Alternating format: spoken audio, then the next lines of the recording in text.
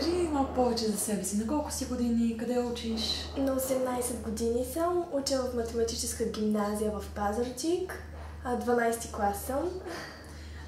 Кой ти е любимият предмет в училище? Любимият предмет ми е математиката.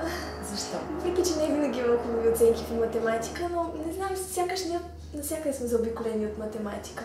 И ние учим на много качества съм придобила. Логичното мислене, последователността в действията.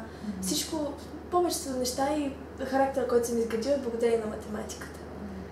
Как биха те описали твоите учители?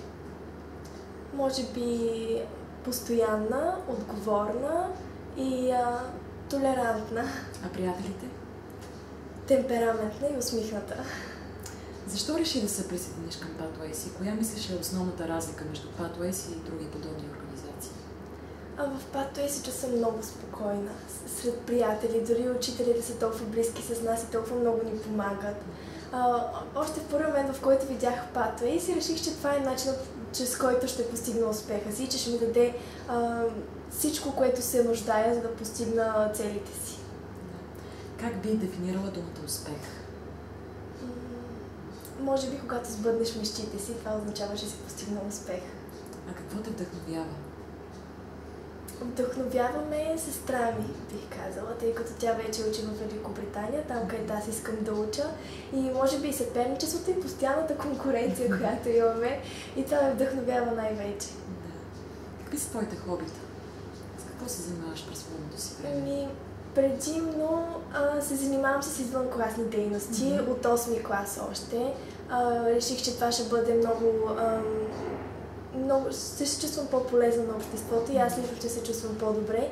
Иначе, когато не съм на училище и когато не съм в клубовете, в които членувам, обичам да гледам филми, да бъда с майка ми, с сестра ми. Това ме прави най-щастлива. Ти спомена извънкласни дейности. В кои организации участваш?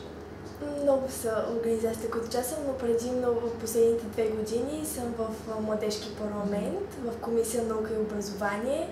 Представител съм също на област Пазарджик в Детски съвет към Държавна агенция за закрила на детето.